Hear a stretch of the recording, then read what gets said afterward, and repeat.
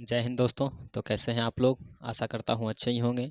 तो आज हम लोग जो है क्लास 10th हिंदी का जो है सिलेबस 2025 के लिए क्या क्या रह सकता है या किस चैप्टर से कितना नंबर का क्वेश्चन पूछेगा, इसके बारे में हम लोग जो है जानेंगे।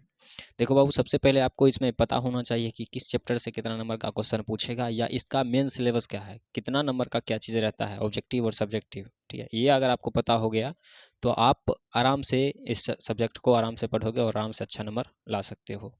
अगर हम बात करें तो हम लोग के अगर आधार से देखोगे तो ये सब्जेक्ट जो है ना, इस सब्जेक्ट को हम लोग जो है स्कोरिंग सब्जेक्ट बोलते हैं। ठीक है, तो इसमें जो है आप जितना चाहो नंबर उठा सकते हो। ठीक है, आप मैथ 1 साल पर हो, 1.5 साल पर हो, तो भी जो है ना मैथ में आपका उतना नहीं आ सकता है। लेकिन आप हिंदी का 6 महीना 7 महीना आराम से पढ़ के या उससे भी कम समय, जितना समय आप जितना जल्दी ख़त्म कर सकते हो। ठीक, तो इसमें जितना आराम से पढ़ोगे उतना अच्छा नंबर आपको आएगा। इसलिए जो है ना हम लोग इसको स्कोरिंग सब्जेक्ट के नाम से जानते हैं कि बच्चा जितना चाहे 95 प्लस आराम से नंबर ला सकते हो इन सभी में। ठीक है, तो सबसे पहले हम लोग सिलेबस के बारे में जानते हैं। तो देखिए, आप सबको पता है कि हिंदी का जो है टोटल कितना 100 नंबर का एग्ज़ाम होगा और उस 100 में जो है आपको यहाँ पर 50 कितना रहेगा, यहाँ पे लिखते जाएंगे साथ में, देखिएगा कि 50 नंबर का क्या रहेगा आपके पास ऑब्जेक्टिव रहेगा और 50 नंबर का क्या रहेगा सब्जेक्टिव रहेगा।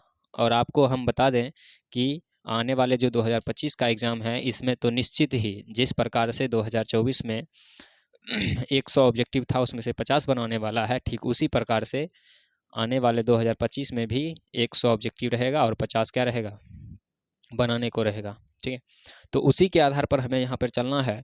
तो यहाँ पर बनाना इसमें 50 को है, इसमें क्वेश्चन की संख्या कितना रहेगा, क्वेश्चन आपके पास रहेगा कितना 50, सॉरी क्वेश्चन रहेगा आपके पास 100, जिसमें से आपको सॉल्व करना है कितना 50 ठो ही बनाना है। क्वेश्चन आपके पास रहेगा 100, जिसमें से बनाना कितना है 50 ठो ही बनाना है। ठीक उसी प्रकार से अगर हम बात करें सब्जेक्टिव की, तो सब्जेक्टिव में भी आपको पता होना चाहिए कि कितना 10 क्वेश्चन रहता है और 10 क्वेश्चन में से कितना 5 क्वेश्चन रहता है बनाने के लिए। तो क्वेश्चन यहाँ भी आपके पास क्वेश्चन की संख्या रहेगा। पहले लघु उत्तरीय प्रश्न की बात करते हैं। लघु उत्तरीय प्रश्न में देखा जाए तो ये आपको पता होना चाहिए कितना नंबर का रहता है, 2 नंबर का रहता है। अगर क्वेश्चन की बात करिएगा तो क्वेश्चन यहाँ पे आपके पास जो है ना 10 क्वेश्चन रहेगा। 10 क्वेश्चन में से सॉल्व कितना करना है तो 5 को करना है। ठीक है, 10 क्वेश्चन आपके पास देगा और 10 क्वेश्चन में से आपको 5 जो अच्छा लगता है। ठीक है, ऐसे अगर आप सही से पढ़ोगे ना तो आपको सारा का सारा अच्छा ही लगेगा, तो उसमें उस 5 को बनाना है। ठीक है, उसके बाद दूसरा आता है कौन सा, दीर्घ उत्तरीय प्रश्न। दीर्घ उत्तरीय प्रश्न की अगर हम बात करें तो दीर्घ उत्तरीय प्रश्न में जो है आपको टोटल 2 क्वेश्चन रहेगा। 2 क्वेश्चन रहेगा जिसमें से सॉल्व कितना करना है। दीर्घ उत्तरीय प्रश्न जो रहेगा वो आपका 5 नंबर का रहेगा, जिसमें क्वेश्चन की संख्या रहेगी 2 और उसमें से बनाना कितना है 1 रहेगा। ठीक है, 1 बनाना है। तो ये जो है आपको 2 क्वेश्चन रहेगा और उसमें से 1 बनाना है। अगर सही से पढ़ाई करोगे ना तो ये 2 रहेगा ना तो दोनों बोलोगे सर इस दोनों को हम बना सकते हैं, आराम से हम बना सकते हैं। समझ रहे हो?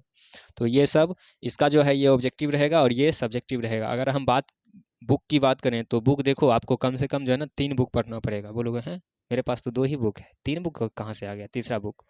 तो तीसरा बुक नहीं है, बल्कि अगर हम बात करें तो इसमें देखो एक व्याकरण आएगा, क्या आएगा व्याकरण आएगा, और दूसरा क्या आएगा आपके पास हिंदी का बुक आएगा ना 2, जिसमें पहला का नाम क्या है गोधूली, पहला नाम है क्या चीज़ गोधूली, और दूसरा क्या है, दूसरा है वर्णिका।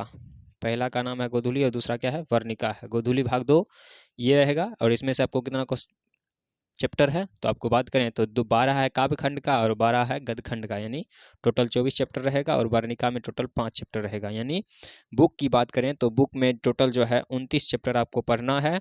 इसके अलावा जो भी बचेगा वो सारा व्याकरण देखेगा। ठीक है, अगर हम बात करें तो यहाँ पे व्याकरण के हिसाब से चलिएगा तो सबसे पहले आपको पता है कि गद्यांश रहेगा। ठीक है, गद्यांश आपके पास 2 दूना 4 रहेगा। ठीक है, मतलब 1 नंबर में भी दो गद्यांश रहेगा और दूसरे नंबर में भी 2 गद्यांश रहेगा। तो जो 1 नंबर में रहेगा उसमें से भी 1 बनाना है और जो दूसरे नंबर में रहेगा उसमें से भी 1 बनाना है। तो 2 गद्यांश बनाइएगा तो आपके पास 10, 1 गद्यांश रहेगा 10 नंबर का, यानी कितना नंबर हो जाएगा 20 नंबर हो जाएगा। ठीक है, उसके बाद एक रहेगा निबंध, क्या रहेगा निबंध रहेगा, जैसे सरस्वती पूजा पर हो गया, दुर्गा पूजा पर हो गया।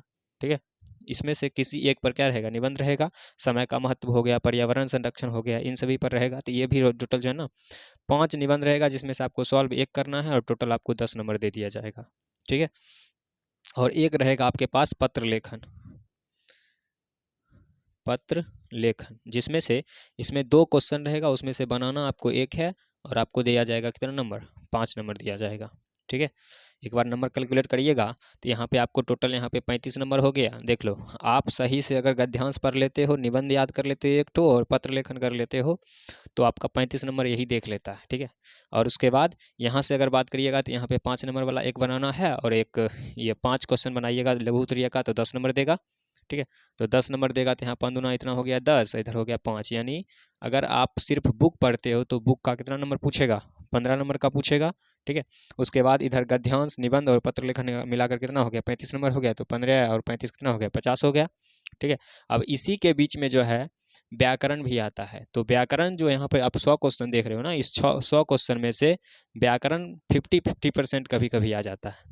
और इस बार देखा गया है कि व्याकरण थोड़ा ज़्यादा आ गया है और बुक का क्वेश्चन बहुत कम लिया गया है। कम तो नहीं बोल सकते हैं, 30-40 क्वेश्चन फिर भी उठाया है। ठीक है, तो इसलिए आपको यहाँ पर थोड़ा ध्यान देना है कि व्याकरण छोड़ना नहीं है। व्याकरण में भी लगभग 24-25 जो है ना पॉइंट आपको वहाँ पे पढ़ना पड़ेगा। ठीक है, 24-25 पॉइंट के क्या होगा, तो उसमें से ये देखिए हो सकता है संज्ञा, सर्वनाम, विशेषण, क्रिया विशेषण, ये सब जितना भी आता है ना, निबंध, पदबंध जो भी होता है। ठीक है, ये 1 बाय 1 करके आपको यहाँ पे वीडियो मिलता रहेगा।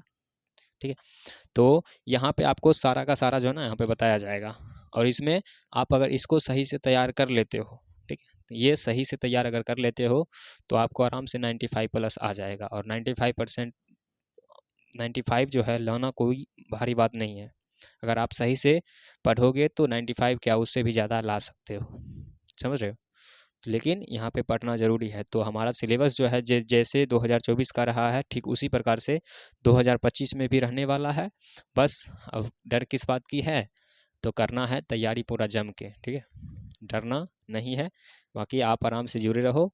और इसी पे आपको पहले यहाँ पे एक चैप्टर का दिया जाएगा, उसके बाद उसका ऑब्जेक्टिव और उसके बाद उसका सब्जेक्टिव भी जो है हम लोग बना कर दे रहे हैं। ठीक है, सब्जेक्टिव का भी आपको सारा का सारा क्वेश्चन और आंसर साथ में दिया जाएगा। ठीक है,